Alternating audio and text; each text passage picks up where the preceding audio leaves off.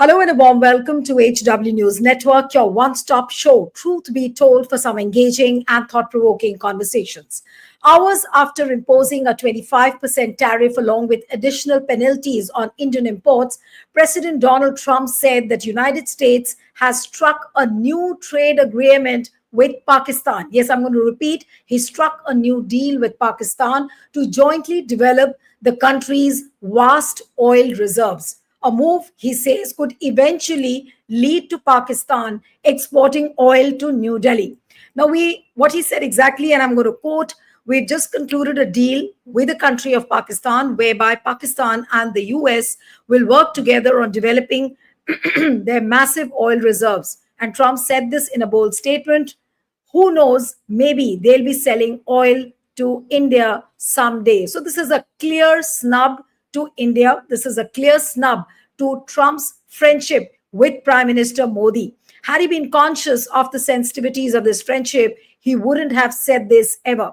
But not only an oil deal which he's trying to strike with Pakistan, but what, on the contrary, he has done, he has picked up about 20 to 25 Indian companies which were buying oil from Iran. And those Indian companies have been sanctioned. So all these developments have taken place in the last 24 hours. And this very morning, early morning around 9:30 or something, which of course was late evening according to the American time, Donald Trump put out another tweet. And I'm going to show you that tweet and the kind of language, the tone and tenor he uses for India and Russia. One cannot dismiss this. Now look at this, what he wrote. I don't care what India does with Russia. They can take their dead economies down together. So he's labeling India's economy as a dead economy. He's labeling Russian economy also as a dead economy. And he says he doesn't care for both. We've done very little business with India. Their tariffs are too high, among the highest in the world. Likewise, Russia and the USA do almost no business together. Let's keep it that way and tell Medvedev, the failed former president of Russia, who thinks he's still president, to watch his words. He's entering very dangerous territory. So Trump is sending out very clear messages to countries like India, like Russia. And just now, just a short while back, he put out another tweet, and you can make out the jubilation and the kind of happiness he gets by putting out tweets like this of Make America Great Again. Now look at this. This is a recent tweet around 4:10 p.m. He has put it out. And this is again today's tweet. Tariffs are making America great and rich again. They were successfully used against the USA for decades, and coupled with really dumb, pathetic, and crooked politicians, we are having a devastating impact on the future and even the survival of our country. Now the tide has completely turned, and America has successfully countered this onslaught of tariffs used against it. 1 year ago, America was a dead country. Now it is the hottest country anywhere in the world. Congratulations to all. So, very clear messages to his own American leaders who didn't think about tariffs, very clear messages to countries like India, like Russia, and of course, a hand of friendship for Pakistan. What does it really mean for India? What does it really mean for Prime Minister Modi? Today, the entire opposition was asking questions. When will Prime Minister break silence on this kind of a foreign policy where Trump is so emboldened and he has embraced Pakistan? So joining me this evening are a panel of guests, and I'll introduce you to them one by one. Mr. Neelu Vyas, economist, thinker, and a Congress leader, joins us this evening, and we'll be joined by, hopefully, with more guests. Yes, Professor Mohsin Raza Khan, international affairs expert, also joins us from the Jindal University. Thank you so much, Mohsin, for joining. And I'll begin with Mr. Neelu Vyas, and then I'll come to Mohsin. Mr. Vyas, how do you really see this development of Trump? Neelu, I can't hear you. Okay, just try and reconnect your audio. Try and reconnecting your audio. Mr. Vyas, I'll come to you. How do you really see this move where Trump has embraced Pakistan? See, Trump has packed all three things in one pack: absurdity, jingoism, and arrogance. And therefore, he should better know that he is talking about one of the fastest growing large economies. Of course, as per the Reserve Bank of India also, this current fiscal, the economy is going to be not doing that very well. It will be steadying out. But to say it a dead economy, I think he should look back home. His economy is not growing even at half the rate of what Indian economy is growing. So that is one thing. What surprises me is the total kind of a naive attitude of the Indian Prime Minister, Finance Minister, and the Foreign Minister. On one hand, I treat it as an abject failure of the foreign policy of the country. The Finance Minister is surprisingly, who normally specializes in making all kinds of odd comments, she is quiet. And the Prime Minister has nothing to say about this. Once upon a time, he used to address my dear Donald, my dear friend Donald, and whatnot, and Abki Bar Trump Sarkar, and organized programs like Howdy Trump. It's absolutely quiet. So I think Mr. Modi and his government are caught on a wrong foot. This is one thing which emerges loud and clear out of the kind of absurdities which Trump is doling out for last 24 hours.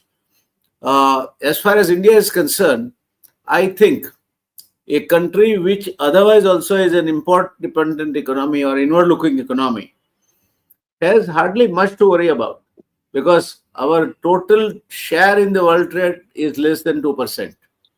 And the United States is one of them. So I think you are not going to be so concerned about India all of a sudden getting into a kind of a cobweb and getting strangled. Second thing, that you have treaty with the UK already, and the Indian business people are shrewd enough to have operations based in UK and export from there. So, I mean, there are ways, like Chinese goods imports were banned in India, they came via Thailand. So, I don't think it does mean anything as far as except absurdity and a language which doesn't suit a head of the state, but that's how Trump is made out to be. So, Trump, beyond this, doesn't deserve any attention. But today, Piyush Goyal inside Lok Sabha and Rajya Sabha made a statement that we are waiting, we are calibrating, we are watching. But do you think that the Prime Minister should have spoken today? Because questions were asked of the Prime Minister. Mr. Vyas, do you think Prime Minister Modi will choose to speak on this ever? Any one of the three would have satisfied me. Either the great Jaishankar, or the most learned finance minister, or the most able and non-biological prime minister of the country. But they are absolutely dumbfounded. They must immediately, they should have reacted to it. That you know, I for one might have differences with the Prime Minister's party, but as an Indian, I will not take Trump's statement lying down. I say, hell with you. You mind your business, manage your country. You are likely to face impeachment in your country. One quick question, Mr. Vyas, to you: that why do you think that Prime Minister Modi has to think so much before he gives a very direct and a curt reply to Donald Trump? That tweet which is put out, the kind of obnoxious language which he has used, that India and Russia are dead economies, they can go down under. Now, they could have been a counter tweet by someone, by Prime Minister Modi. Yes, I totally agree with you. He should not, and India should not have taken down this kind of an insult lying down. It should have been replied properly, and by any of the three. I won't insist that Prime Minister must reply. Prime Minister may choose his own sweet time to reply. Yes. But two of his colleagues, any one of them could have given a befitting reply to Trump, and that would have been better, because they can always snub him in his own style and get away with it. So I am surprised the way Mr. Modi and his colleagues are behaving. and permitting this country to get snubs at the hands of Donald Trump. There's no reason for that. No, but if you look at what Piyush Goyal said inside both the houses, it was not like a direct answer or a rebuttal to what Donald Trump said. It was in a very pacifying and a mollifying language. It almost had a capitulating tone that, okay, we'll surrender before America. Whatever happens, we'll find an exit window, but we won't say anything to whatever Donald Trump has said. But coming to you, Mohsin, now, this oil deal being struck by Donald Trump with Pakistan, don't you think that this is a clear-cut snub to India and more significantly to Prime Minister Modi? Absolutely. Absolutely. In fact, Trump knows very well the intensity of the hostility and enmity between India and Pakistan. And it was almost as if he was in tongue-in-cheek saying that one day it would be exporting to India. Sure, India would like to take trade relations ahead with Pakistan, but after issues such as terrorism have been dealt with, after our issues such as Kashmir have been dealt with, it is clear that Trump has taken it upon himself as an offense that India is not accepting his mediation, or India is maybe not accepting the truth that he actually did mediate. So we don't know the truth. Maybe he actually did mediate. So he's feeling offended because it is worsening his chances of getting a Nobel Peace Prize. Pakistan, on the other hand, is not at all contesting this. And so he seems favorably disposed towards Pakistan. He doesn't care about much in terms of long-term interests. India doesn't seem to be important for him as a leverage against China. India was under the assumption, especially the Modi government, that we are very important. And for the last 20, 25 years, many American governments have favored us because they want to use India as a lever against China. But this doesn't seem to be the case at all with Trump. Trump feels that he can directly deal with China. India is not required. So we have overestimated, the government has overestimated our importance. And Trump is determined to get the most out of it for himself, A. B, for his MAGA crowd. As you saw in the tweets at the end, he said, "Make America great again" at the end of those tweets. And below that, the comments of the Americans were indicative, were revelatory. Many of them were saying things like, no more H-1Bs for Indians. Let's put tariffs or taxes on remittances. Let's put the end of outsourcing. So there is some hostility towards these well-to-do NRIs who are from the upper classes. The MAGA crowd is from the lower and lower middle class, and they have some class hostility. There's some class warfare going on here. So these NRIs who were supposed to be our assets are now a bit of a dead weight for us. We are. Yes, absolutely true that he is boosting up Pakistan because Pakistan has also acknowledged his mediation role, proposed him for the Nobel Peace Prize, and also giving American companies some sweet deals on oil exploration, etc. Maybe his family for cryptocurrency. So for various reasons, Pakistan, which is 1/10 our size in economics, 1/6 our population, and widely condemned in the world for its behavior, is now at par with us. Maybe doing better than us in American foreign policy. Yes. All right. So I'll come to Professor Aftab Kamal Pasha, international affairs expert and diplomat, joins us. Professor Pasha, I'll come to you. Oil deal has been struck with Pakistan. That's what Trump has claimed. He also has taken pot shots at India by saying that days are not far when Pakistan will start selling oil to India. Now, is this not a clear-cut snub to Prime Minister Modi? And my question now to you is that what has Donald Trump done to Prime Minister Modi's image? Of all the claims he's been making about my dear Donald Trump is a friend, very close ally, but all those things seem to have completely belied now. What happens from here on about the relationship between Prime Minister Modi and Donald Trump, and also the Indo-US relationship? Yeah, my own view is that this Modi government assumed that they have, a good friend in White House, and they overestimated Indian influence there. there and the benefits from this strategic partnership from the United States. So in that way, right from the beginning, even during the election campaign, by not meeting Trump in November, Modi, I think, alienated or annoyed Trump. Then in a neck speed hurry, he wanted to meet him as early as possible on 13th February, and he almost agreed for everything. You remember, Donald Trump was saying that he will have full access to Indian markets. Then the handcuffing of the Indian immigrants in a very humiliating manner. Jaishankar admitting that it is based on U.S. law, and he didn't challenge them and stop them like other smaller countries. And until now, he calls India has the highest percentage of tariff, and making business with India is difficult. Now he calls India tariff king. Although on the one side, he blames India for the balance of trade problems which US is facing.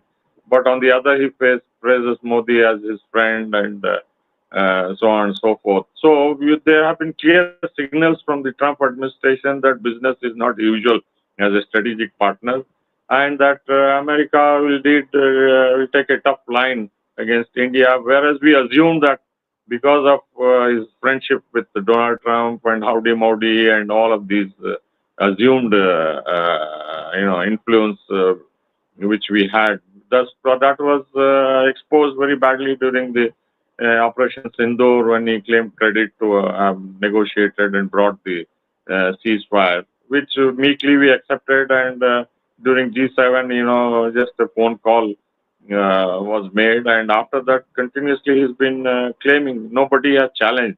Like your other panelists mentioned, even the ministers, so on and so forth. You recall you made a program, and Kangana Rawat made a comment on Donald Trump, and the party chief, BJP party chief, had to reprimand her.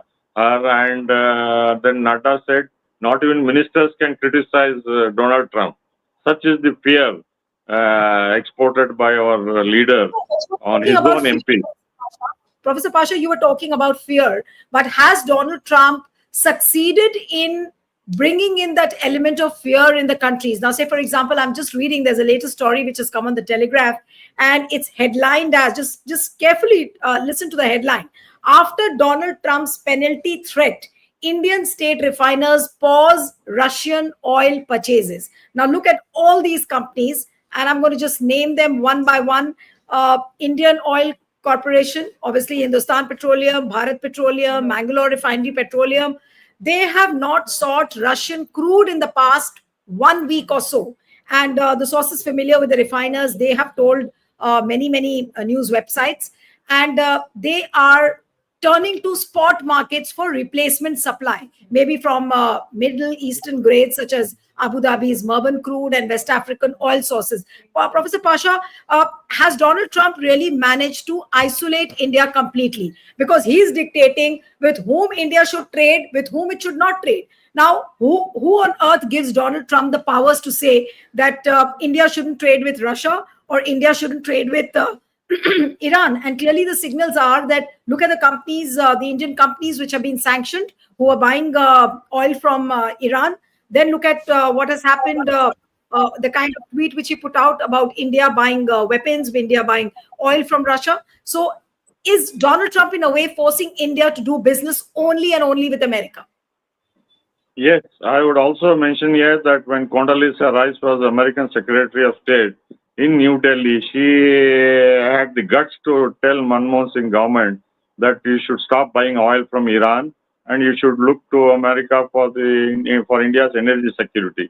And the present administration's Commerce Secretary also, during the India Today conclave in Delhi, he openly said in the gathering that you should not buy oil from Russia, or you should not purchase weapons from Russia. And we tended to ignore that we are independent, we have autonomous foreign policy, so on and so forth. Now that has come to bite India, and exactly we are doing what we did against Iran. So now, by June, Russia had become the largest supplier of crude oil. Now, suddenly to curb crude oil for these state-run refineries, it will be a major blow. So now, two largest Iran was giving much more facilities than the Russian were giving. Russia, of course, was giving at $60 less, and their own tankers used to bring many times. And Iran used to give 3 months credit, free insurance, free transport in their oil tankers, but still we rejected under American pressure. So the Trump administration is humiliating day in and day out Modi's government and slapping this administration unending ad nauseum.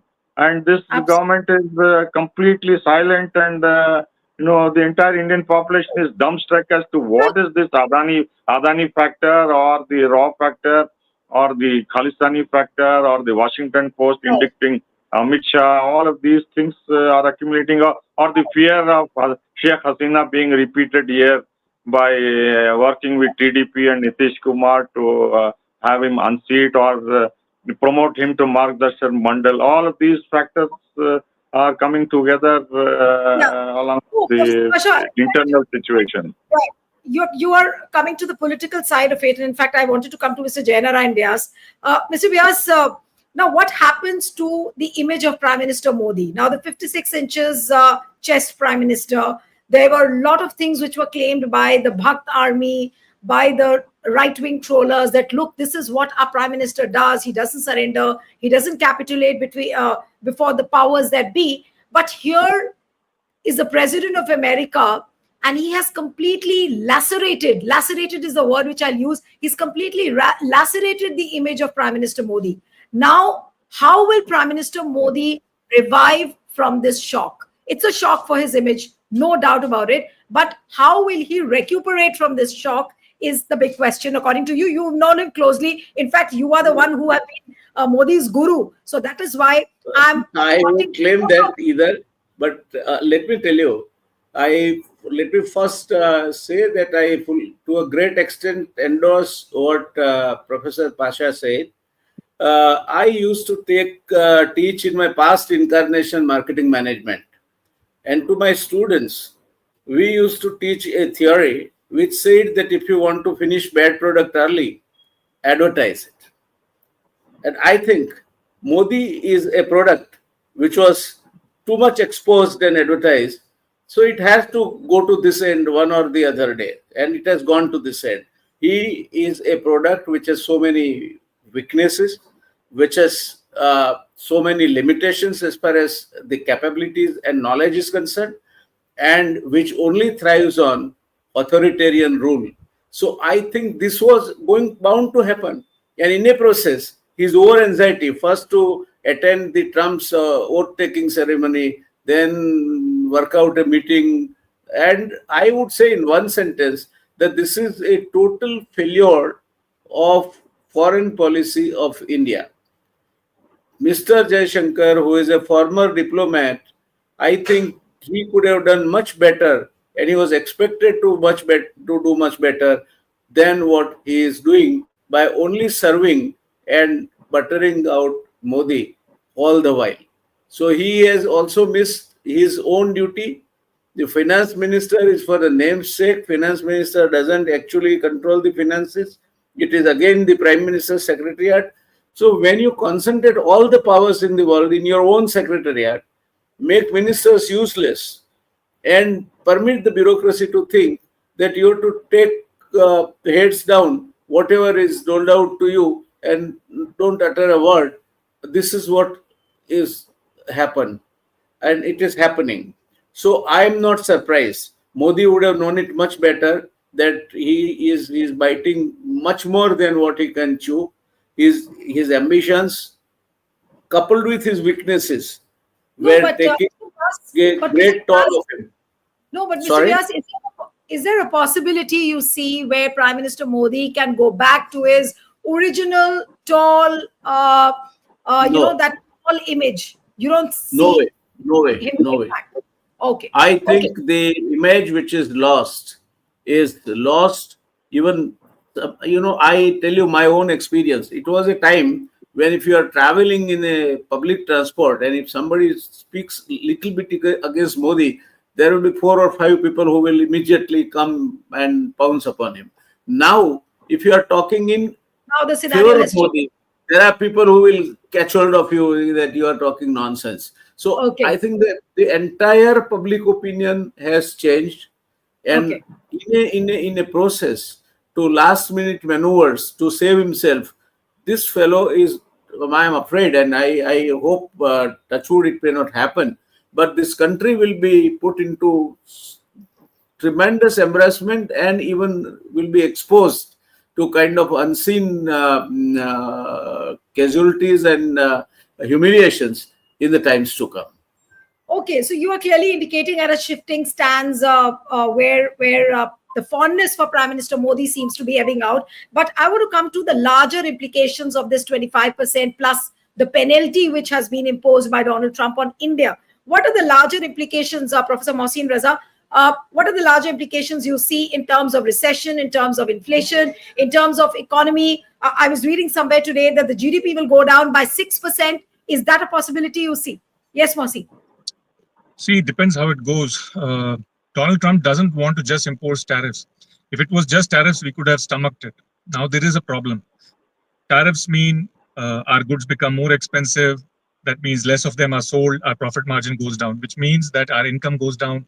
Employment in India goes down, which means the stock market goes down because our companies make less money. We have less investment in the stock market. It also means that inflation could go up because Donald Trump doesn't just want to impose tariffs. He wants us to buy more expensive oil. He doesn't want us to buy cheap oil from Iran or Russia.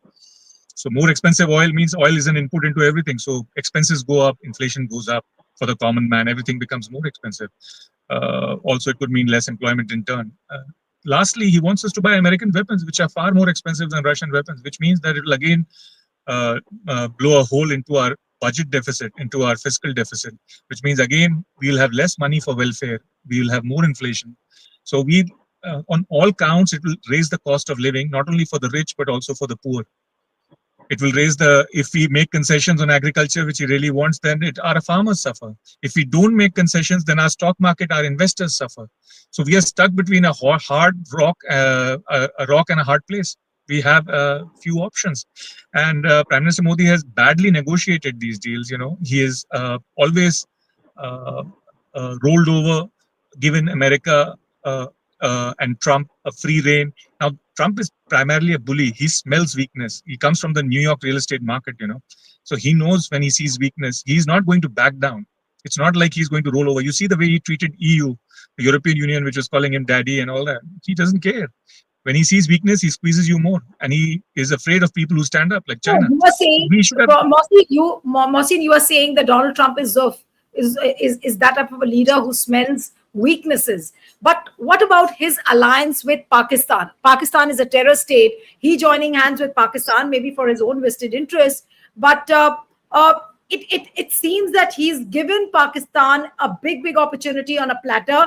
And you know, he's so far when Pakistan felt isolated on the global forum, now Pakistan seems to be getting all the endorsement by the biggest country in the world, that's America. So isn't it a big win-win for Pakistan?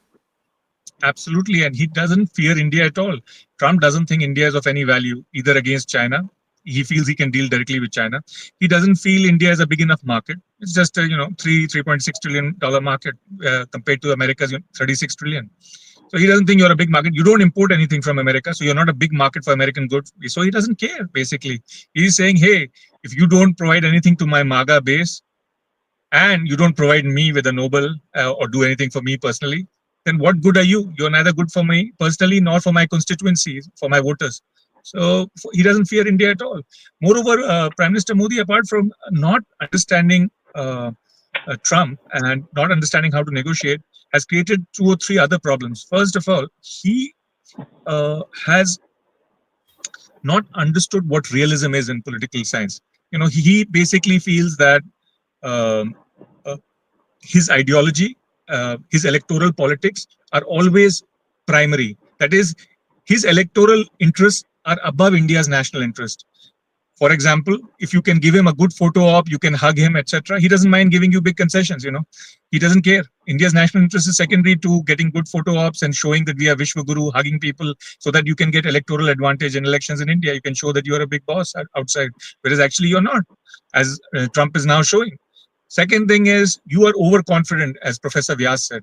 You think that you know foreign policy very well. You know how that just by hugging people or whatever his high school level understanding of international relations is, he thinks he can solve it with personal relationships. This is not how countries behave. Countries behave on national interest. So he's overconfident, just like he was overconfident with gutter gas making chai, or clouds and air cover for So aircraft radars. are you saying that now it is an end of the era of huglomacy? For the last 11 years, we've only seen jappies, puppies, hugs. Now, is it the end of it now? Because Modi also would have realized that all this hasn't worked for India and also for him. So, will it be the end of it? Now, Prime Minister It is. Modi will not dare to utter that he's a Vishwaguru or India is a Vishwaguru. And He- of course, this huglomacy. Yes. it has worked for him electorally. So I don't know whether he'll stop, because you see this Hindu-Muslim thing also, which helped him in elections in India and is ideologically close to the RSS, has not helped India's foreign policy by calling Bangladeshis all kinds of names and Guspetias. He has made an enemy of Bangladesh. Similarly with China, similarly with Nepal, with Sri Lanka, with Maldives. Even the Godi media takes up these enmities. They further ruin our relations with Maldives, Turkey, Bangladesh, etc. So Yes. these domestic electoral compulsions are affecting our international relations and India's national interest. So after 11 years of this, at some point, as Professor Vyas said, it had to come to an end. How long can you continue keep fooling people? As the birds had to come home to roost, the chickens had to come home to roost, and they've come home to roost now. The sad part is it is happening at a critical time. India seems to be going into a recession, so we are being kicked when we are down. Donald Trump could be the final straw. He could push us into a recession. As we are seeing in the default rates for credit cards, default rate for personal loans No, are going up. but this is you pointed out at the realities that India is almost facing a recession, and this snub from America comes at a very crucial time. But I'm just not talking about India. There are neighbors like China, there are neighbors like Bangladesh, Myanmar, Nepal. How is geopolitics going to change in South Asia, particularly, Professor Pasha? Because now that a hand of friendship has been extended to Pakistan, is America now going to become over reliant on Pakistan? And what could be the flip side of it? Are we going to shift towards the BRIC structure again? What is the way out, of this imposition by Trump in the world order? How are the countries now going to find an anchor so that their interests are also protected, and at the same time they don't ruffle Donald Trump too much? You see, my own reading of the situation is the United States is going back to what it did during the Cold War. That is, used Pakistan in its strategic foreign policy vis-a-vis China, Russia, or India, or other areas in this region. So now Donald Trump feels Pakistan's help is essential on Iran, on getting back Bagram base in Kabul, or China, and more importantly on India. What they have identified is they think that India is the weakest link as far as China is concerned, or in the BRICS, or in South Asia, or in any other theater. So what Donald Trump is doing, on the one hand, he is praising Modi, but on the other hand, he has been completely doing the opposite to tarnish his image and expose him within India as the weak, vulnerable, and incapable ruler of being of any help when India is in distress, both domestically, regionally, and globally. So he has discredited and washed out all the achievements which Prime Minister had made with his efforts at the global level and at the regional and domestically.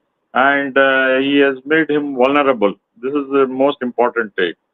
But on Pakistan, it is becoming very clear the American preference is Asif Munir or Pakistan as a whole, because we are not doing the bidding which Pakistan is willing to do, whether starting with nominating him for Nobel Prize, or on Iran or Afghanistan, or allowing bases Pakistan is almost on the verge of allowing logistical facilities, which means base facilities, what they gave during the Cold War or even during the Afghan situation. So in that way, the expectation that Modi's pro-US policy will benefit America, they think it is a liability, and we have to teach India a lesson and use Pakistan against as a counterweight, which they did.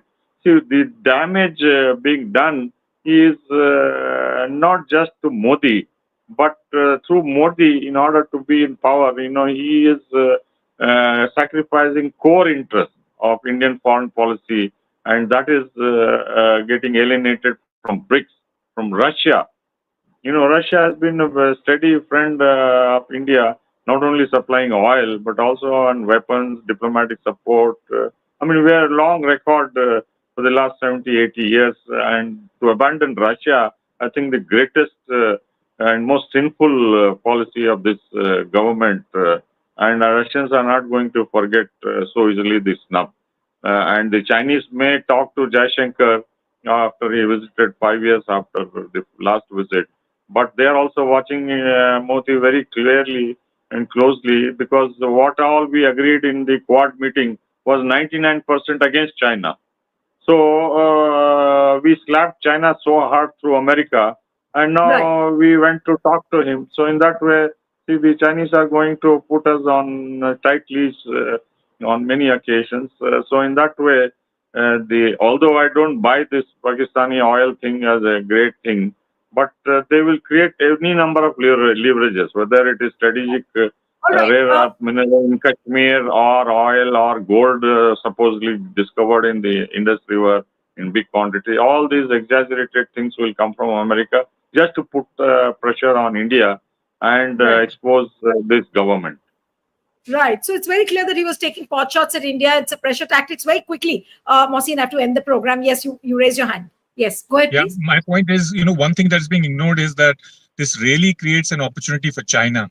That is, as Professor Pasha said, we were taking on China a lot because we thought we had America. China. I want to ask you this specifically. When you say it's an opportunity for China, are we looking at a proximity of India and China now, that America now is siding with Pakistan? So do China and India come together, come closer? It won't be coming together. It will be us supplicating to China, because we were pushing China back, because China was taking over our territory. It has taken over lakhs of square kilometers of our territory on the border. It's a lie that nobody came, and nobody, as the Prime Minister was saying, that nobody, satellite pictures are showing that China is occupying massive amounts of our territory. Now we were taking on China, but the problem is, now we are forced in the last 6 months to make amends with China. We have now allowed Chinese investments, Chinese trade to come. And what has happened with Nepal will happen with others. Today, China is ruling Nepal. 90% of the cars coming in, electric vehicles coming in to Nepal are from China. Hydroelectric dams are being built in Nepal. Same thing is going to happen with Bangladesh, Sri Lanka, Maldives. China is going to enter South Asia, and we are not going to be able to push back. We ourselves will have to open up our markets to China. Chinese cars will be sold here. Chinese investments will happen here. We will become again a supplicant to China.